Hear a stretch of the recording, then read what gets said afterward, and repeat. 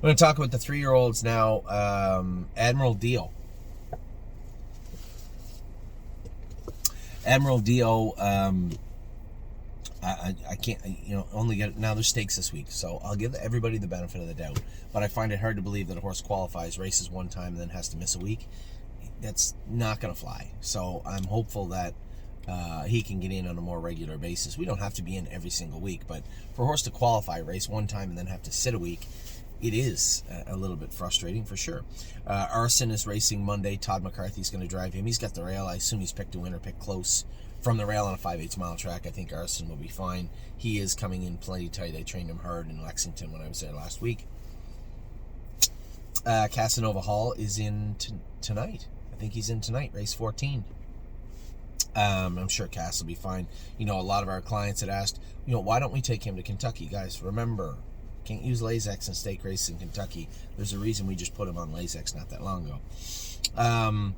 Chime Bell will likely race Thursday at the Meadows. That pool, that non-winners of 4 to 7 pool is full. We have 3, maybe 4 horses in there at Northfield Park. So Chime Bell is going to go back over. I know somebody will say, "Oh, you raced terrible. She raced terrible last time." Just relax. We're working on tinkering with her gear. I'm sure that Chime Bell will be just fine this week in the Meadows. Drebin raced great last week. He now moves up to where 3 Point Blue Chip was, so he'll race next. I thought it was Friday. I assume they rate that class on Friday. You might have to wait till the following Wednesday, I guess, because that's when 3 Point's in. My assumption and hope is that 3 Point Blue Chip wins this week. We can start pushing him towards Ontario and bring some of those horses in. The first one up will be Drebin. George of the Jungle is going to be here. I thought he already was here. I was embarrassed to say, where's George? Anybody seen George around? They schooled George Friday at Mohawk in 59. He was entered Wednesday. He didn't get in. He'll be re-entered Thursday, I believe, at the Meadows, or Saturday at Northfield Park. But we'll get him in to go. Now that these stakes are ending, I need to put this on the calendar for next year. The congestion has really screwed up the things. Now, a lot of these horses could have simply just had the week off, right? Or 3 weeks off. Right after they all raced good 2 weeks ago, give them 3 weeks off, because this calendar is going to get congested. I am going to make sure that I'm ready for this next year. Hallie in the Clouds actually trained really good the other day. I was happy with her. She'll qualify Wednesday at Northfield Park. I'm Fancy Like is in to go Tuesday or Wednesday. Daniel Dubé is driving from the 3-hole. Insider Trading is a little frustrating. I thought she should have been better than that the other day. Did she get roughhoused a little bit in the last turn? Yes, she did. But she should have been able to overcome it, and she didn't. I talked to Joe and a number of our partners. Listen, the whole plan is, I'm going to be doing this too. I'm watching Oliver's baseball game. Entering our fillies in that Mount Hope sale. That will be the plan for today.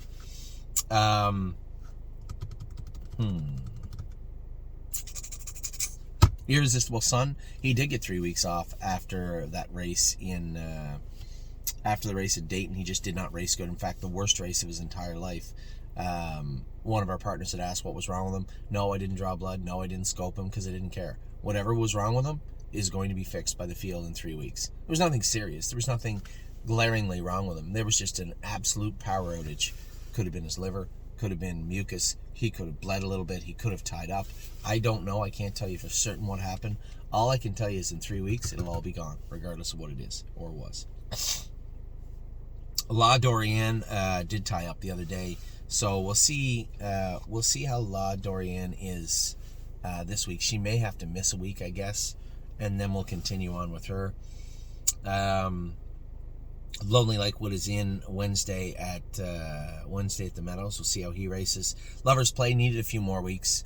She doesn't need a few more weeks. She'll probably need a week or two. She was a little bit sore on that right hind. She does that. She did that before about 4 or 5 weeks ago. And I said to Jason, listen, I just want her maximized when Christmas comes around. So I can just say, take her harness off, put it on the wall, make her look pretty.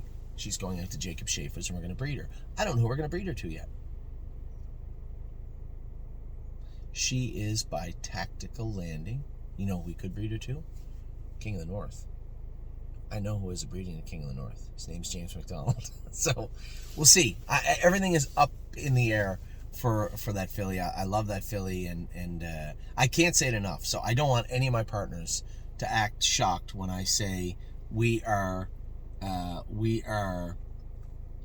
breeding Lover's Play, because that is and always was my plan, and still is my plan with her. Love and Affection raced greater last start. I suspect she'll race good again moving forward this week. Oh, that lady didn't want to get in that. No, I know I can get in that spot. Rather than parked where I'm at, I probably should put this car in that spot right there. Makes the most sense.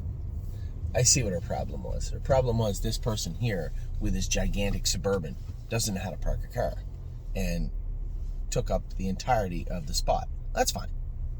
When they go to get in their car, it's going to be a tight fit for them too.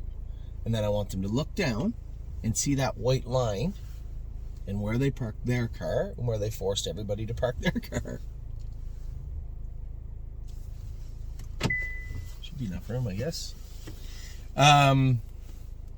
Okay, where are we at here? I'm going really slow. I apologize. Love and Affection, Marching Forth will race next week, I suspect, towards the end of the week. Mel Gibbswan is back in now. I told Stacy, you know what? I want to have a look at this guy. Just send him back up here. He's been treated. He's been rested. Send him back up here. So he'll be coming up this week. Memory and Imagination is off to the field for 3 weeks. Just want to give him a little rest. I intend on racing him all winter long. I don't want to put this horse in a sale or sell him. I'd like to keep him. I think he's got a lot to offer, and I think he'll do just fine at Northfield Park or the Meadows or Dayton or wherever we want to race him. But he needs to be a little fresher, so we give him a little time off. Mounds for All, Dominic said he likes him a lot. Started training him the other day. He said, you can tell he's a nice horse. I said, because he is a nice horse. Pickpocket, flat the other day, had the 8-hole. We are going to make some adjustments to his gear for Dayton, and we're going to race him there again next week. That's the plan, anyway. Purple People Eater will race Wednesday. 16th race. That sounds fun. 16th race for Purple People Eater. And again, she's another filly that will be going in that Mount Hope sale in December. Ready for Landing qualified the other day. I asked him, just school him one more time, because the class he has to win, Drebin fits it one more time by like $200. But more importantly, Ready for Landing's not ready to trot in 55 now, is he? So what would be the point of putting him in, leaving Drebin out a week, who is ready to trot in 54, 55, put Ready for Landing in there to get beat up, and then continue on? Why don't we school Ready for Landing in 57, 56, and then race Drebin out of that class? That makes the most sense. Really don't care. She's coming back over here too. Harry was having a tough time getting her in, said that her ankle was bothering her a little bit. I said, you know what, just send the filly back over here, because she's another one that will be sold in that Mount Hope sale for sure. This is the same family as Cedar Dove by Chapter 7. Obviously, a lot of people are going to be looking for this filly. Tenacious Hanover, still his liver was a little bit high. He was fighting some sickness. He wasn't awesome his last start, but as I said to somebody, just relax. He's not going anywhere. He's got one win. We'll get him back on track and moving forward. And when we do, I think you're going to see that horse come forward in a big way. It's just going to take time. There's nothing wrong with that. I mean, sure, we all want to see the horse. We always say Save America. You know, we buy him and he just win, just fills up the basket. That would be awesome. It doesn't always happen that way. And Tenacious Hanover will be fine. Time Is On My Side is certainly fine. 2 wins in a row, 49-3, 50-3. He races in the Breeders' Crown next Saturday night. The elimination, we'll see how that goes. Vehement, a number of people dumping shares. You guys can dump shares if you want. I like the horse. I like his attitude. I like his work ethic. We talked about that in a video today with Ollie, about work ethic, especially in sports. When it comes to this horse, I like him. We will get him right. We significantly changed his shoeing, and I think he's transitioning into being able to wear them. The horse looked good in his warm-up the other day, but got a little pacey. I lost him behind the gate. That won't happen again next week, I don't believe. Watch Your Mouth is racing this week, but he's another horse that's going to be leaving very, very soon. Widespread Panic did not get in on Wednesday. Hopefully he gets in Thursday at the Meadows maybe. Or we could take this horse to Dayton. I think the shoeing change we made on him is going to help immensely, and I want to be able to race him next week. And he's the last one. He's the last 3-year-old. So I'll be back with your 2-year-olds real quick. We're not going to do a yearling video, although we have 38 of them. I'm not going to do a yearling video right now because it makes no sense to do one. You guys know what's going on with them. They're being broken jawed. There's no issues, no complications just yet, and we'll give you some more information on them this week. But are your 2-year-olds coming up in just a second.